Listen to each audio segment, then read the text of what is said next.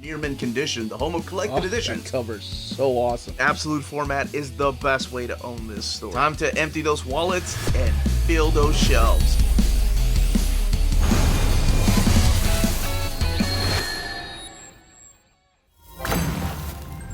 What's going on, everybody? This is the Uncanny Omar from Near Mint Condition, the home of collected editions, and I'm not alone. Who's with me? TikTok Tina. What are we doing today, TikTok Tina? We're doing an overview of Dark Horse manga, recent editions.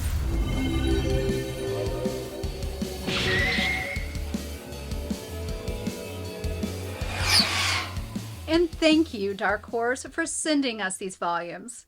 So today we're looking at several series. Some of them are ongoing, some of them are just one-shots. And TikTok Tina is here to help me talk about certain ones. So what do you want to start with? You want me to go? I'll go first. No, ladies first. Ladies first. You start. Ladies first. Let's go with Hellsing, because that's something I read in the past that's been re-released now. Yeah, they're using the new scans from the deluxe edition. As always, we put timestamps in the description of the video so you can jump around in case you're just curious about one or two titles. But before you do, don't forget to smash what, Tina? Smash the like button. Look at you. You're a natural. You're a natural. That goes a long way for us here on the channel. All right, I'll let you go first then. Hellsing. All right, we have Hellsing, volumes 1 through 5. And this is a new reprint of Hellsing. So if you're familiar with it, this has new scans. They run about 208 pages per volume. Price tag about $15. They are gorgeous, exactly how I remember reading them in the early 2000s. And the art only gets better as the volumes go along. So we join Sir Integra and, of course, our very favorite vampire, Alucard. So if you're familiar with Alucard, it's basically Dracula spelled backwards. Spoilers! Spoilers. Thank you, Omar. But it's basically vampire on vampire fighting each other and the dark hordes that basically neo-Nazis or Nazis are producing, which is really interesting. It is based in England, so with Sir Integra, and we are joining their adventures on fighting this onslaught. It's fantastic. It's that dark horror itch that you like to scratch. I'd suggest picking it up. It is still very nice to read currently. And I'm looking for not only these editions, which are a little bit in my price range, they also make a hardcover version as well. So the mangaka just improves with each volume. The mangaka is Kota Hirano. And from the first volume already to the third volume, you just see his growth with his art. I'm not saying his art is bad in volume 1. It is just very much a new mangaka. But it is just fantastic how he grows with each volume. It is just gorgeous, and it gets better as it goes. I also like these little pictures he draws, and you can see in the back, like, he gets better, but these little janky art pieces that he draws, very much a fan of different media. It's hilarious. It's dark, but it's hilarious. And I do want to point out, as I've already mentioned, this is a little bit dark. It's a little bit of horror. It does involve Nazis. This is for readers 13 plus because of violence and mild language. So look for these coming out for, volume 6 and beyond with Dark Horse. You gotta check these out. Pick these up. I recommend them. Here we have the Vampire Hunter D Omnibus Volume 4. Here's what the spine looks like, and the back of the book. This book retails for $24.99, and it has 824 pages. And when I say book, it is a book. The astonishing Melanie could not be here to tell you all about it, because this is one of her favorite series, but I'm just here to tell you what the build is and what this is like. This is an actual prose. It's a novel, and it has been translated into English. This has previously been released in smaller, sizes. So this is actually a 3-in-1. This contains volumes 10, 11, and 12. All of it written by Hideyuki Kikuchi. and it's all the adventures of D. Now, a lot of people immediately think of Yoshitaka Amano when it comes to Vampire Hunter D, and that's because Yoshitaka Amano does a lot of the internal artwork. Not that there's a ton, but sometimes in between some chapters, there is a piece by Yoshitaka Amano. So, of course, the inspiration for 2 OVAs, well, I guess, no, they were both movies, one in the 80s and one in the 90s, Bloodlust. But honestly, they have so much of this material that could be a movie. I really wish, and my wife mentioned this, that this had been, even at this size, had been a little leather-bound book.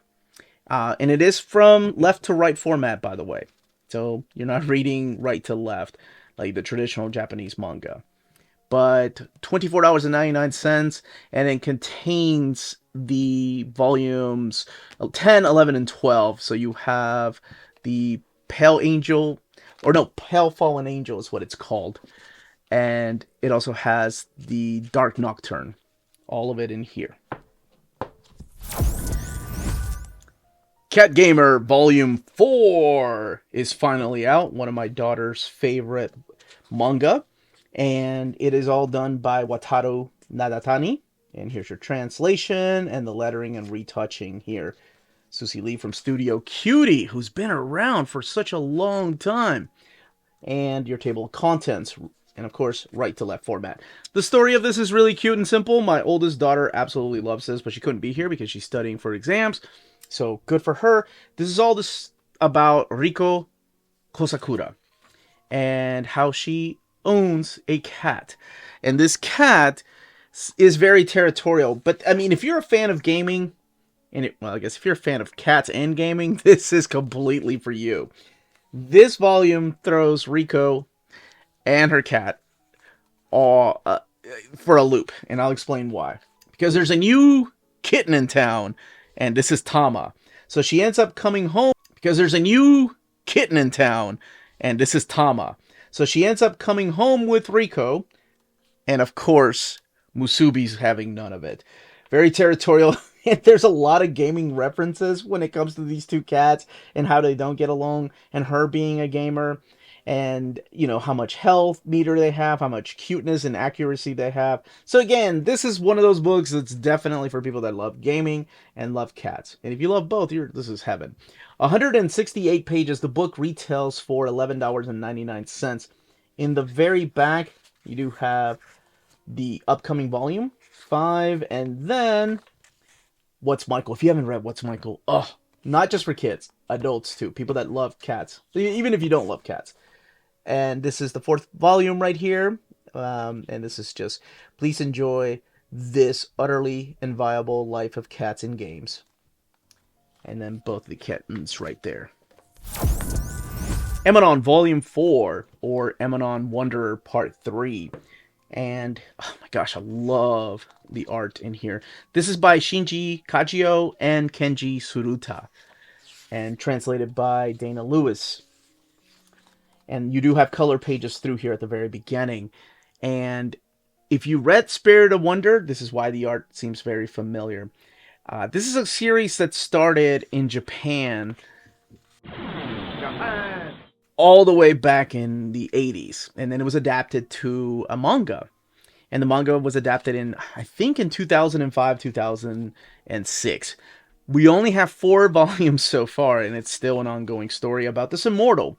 But it's not like your average immortal story. It's about a particular immortal that gets reborn in her own daughter and granddaughter and great-granddaughter. And right now we're looking at the 80s decade. In the previous volume, she had met a time traveler that went by the name of Hikari. And in this volume, Hikari, there's a lot of color pages in here. Something's wrong with Hikari, and something happens that hits Emanon right in the feels. And it's something that, I guess for an immortal, you deal with things like that a little bit different. So there is a play on name, right? You have Emanon, which is just no name spelled backwards. Because she doesn't give herself a name, she doesn't feel attached. And in the previous volumes, you saw why, obviously, she doesn't get attached. But the circumstances that come to play here are pretty important. Now, we get into the 90s. It's not just the 80s, but it is this era of the 80s for the majority of the book. This book has 240 pages and reads from right to left format. It retails for $14.99. In the back, there's advertisements for other manga. Satoshi Kon, oh, forgot he did those. And then, of course, the past is prologue. And that is Emanon Volume 4. So we have volumes 1 and 2 of Tomahawk Angel. I fell in love with this. This is by Odysseus Theodoratos. Is the creator, and then the editor is Chris Robertson. I've got volumes 1 and 2 here. We meet in volume 1, and a girl who has lost her memory. And this is set in the future.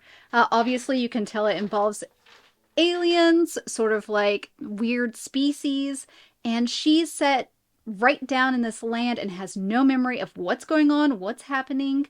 It kind of puts me in mind of a Evangelion story. And the artwork, let me show you some of this artwork because it is absolutely gorgeous. I fell in love with these dark borders, just the heavy dark lines, and they've got some, yes, chibis involved here, but don't let that fool you because this is actually pretty dark. It's more of a modern take of Evangelion with scientists, weird going-ons, blood and gore. And right here, it even tells you it is a manga horror. So be prepared. I think this is acceptable for teens. Her name, we find out, is Valerie, and she meets two brothers that help her out in the very beginning fighting this monster or this alien species, and we get to find out that she's a little different, just like Evangelion, and I hate to draw that parallel several times over, but this book really put me in mind of a modern day Evangelion. They're fighting these monsters, these aliens. We need to find out more about these aliens, why they're fighting them, and why Valerie has amnesia, and why she can heal herself. We also meet another character much like Valerie, although this one doesn't have amnesia. Her name is Nero, and she has this pet rabbit, which is gorgeous. It's funny, it's sad, and it's downright terrifying. These panels, like, look at this artwork. This is gorgeous. If you have a chance to pick it up, I wasn't sure I was going to like it at first, but I adore this. This is staying in my collection. It is absolutely gorgeous. I suggest it for probably mid-teens, older teens, adults. You'll enjoy this book. H.P. Lovecraft's The Shadow over Innsmouth. And this is the manga adaptation by Go Tanabe. And also the mangaka that did In the Mountain of Madness, which is getting a deluxe edition, and rightly so. And when you look at the artwork in this one, you're gonna hope that it also gets a deluxe edition. You do have the color pages through here. And this is a really interesting story because this is the only book that came out, the actual novel, was published while H.P. Lovecraft was still alive. Like, the only one of his books that he saw it actually printed, even though he didn't want it printed. Translated by Zach Davidson and Steve Dutro doing the lettering and touch-up, and then the editor, Carl Gustav Horn. So you have the breakdown here of the 11 different chapters. And this is a really creepy story. It's the book, by the way, has 450 pages, and it retails for $29.99. And the story just follows our main character here through these particular years. So we're looking at the winter of 1927 and 1928. And it's this isolated coastal settlement of Innsmouth, and that is in Massachusetts. We have a really puzzling beginning here. It's somebody holding a gun to their head, and you really don't know why yet, but if you've read H.P. Lovecraft, you kind of know why some people go mad, and that's what you're going to be seeing through here. So we do meet our main character here, and this is pretty much just following this character as he's trying to figure out what happened to this settlement. And he starts seeing some creepy things while he's in Innsmouth, and you don't know if it's real, you don't know if it's messing with him. But again, if we're looking at H.P. Lovecraft, you kind of know what to expect. And there are a lot of creepy imagery through here. And, you're going to see some monsters, stereotypical type of HP Lovecraftian monsters, but also some other type of stuff that I think came out of a mix between Tanabe and Lovecraft. And just beautiful, detailed artwork, like I said, that you're going to wish that it was in a big, oversized deluxe edition. And who knows, maybe one day. But the color pages are intact like this. And most of it, of course, in black and white, just like the traditional manga. So it's got about like 12 pages of color or so. And I'm not going to lie, much like in the Mountain of Madness, this one does have a little bit of a slow burn. But the premise is what keeps you exploring this particular world. Just like you're seeing it through the narrator's eyes, you're diving deeper into the mystery as to what happened to the settlement and what's going on with him and what is real and what isn't. In the back, you do have the biography on the actual creators, not just H.P. Lovecraft, but Go Tanabe. And then ads for the other books that they put out. And then the other manga. Oh, it's The Wandering Island right there. And that is H.P. Lovecraft's The Shadow over Innsmouth. This is Turtle Bread. Now, it's not exactly a manga.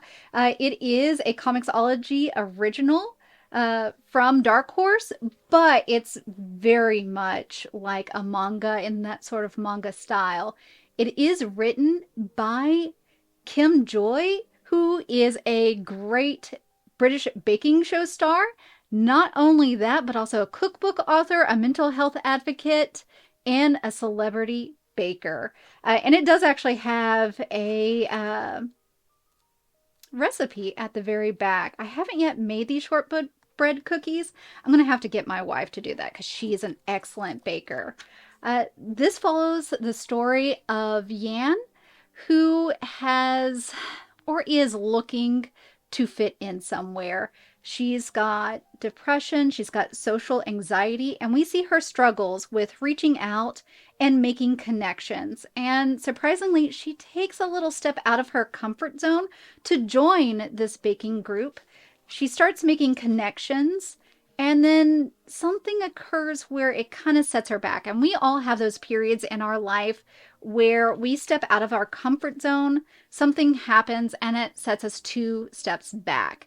But she's able to kind of realize what's going on, that perhaps other people need her, and move forward. And that's what the story is solely about. It's about making those relationship connections, about meeting people in life and going through those struggles.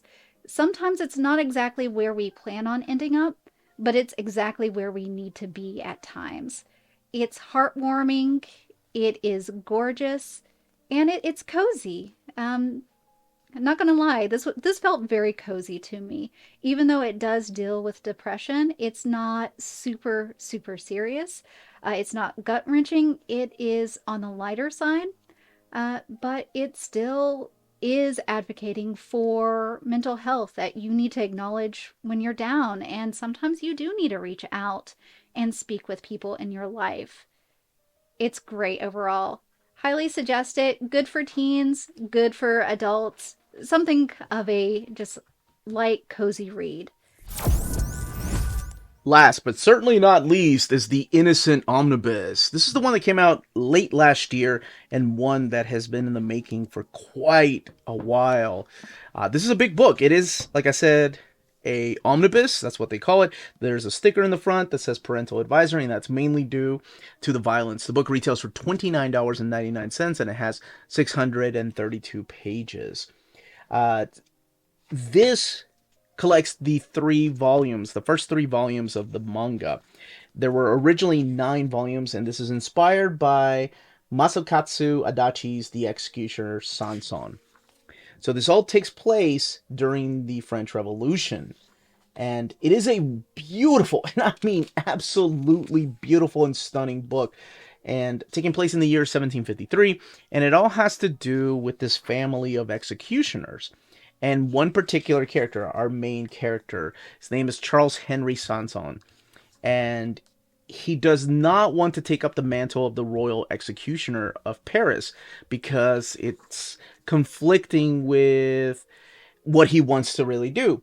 But he feels like because it's in his family and his heritage, he needs to do it.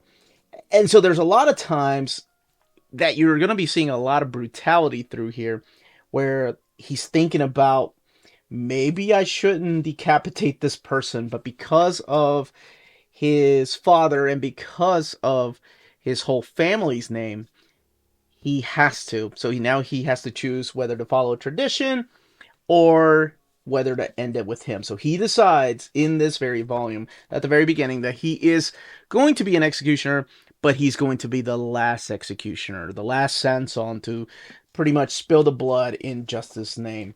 So absolutely jaw-dropping artwork. Even the brutal parts that appear through here, but just the amount of detail that goes into the backgrounds and people's faces. And like I mentioned, even the brutality is beautifully drawn through here.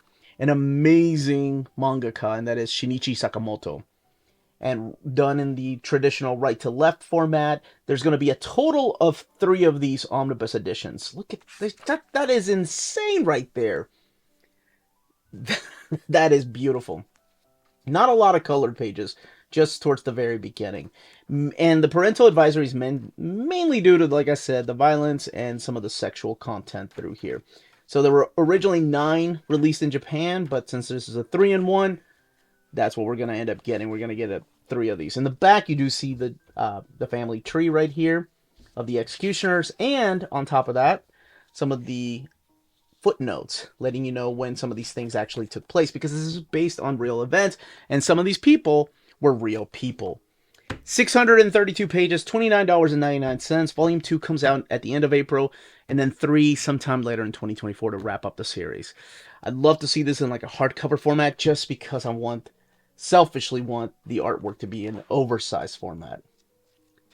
And that, as they say, is what, Tina? That. Good job.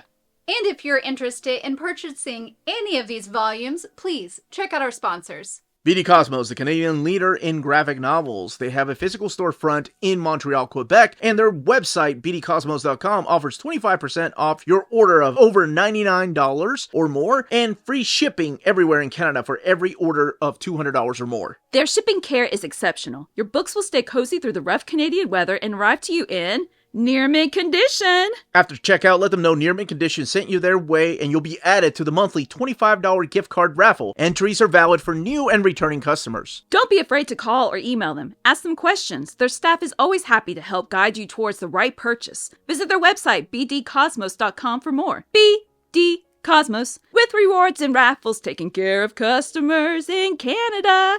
Eh?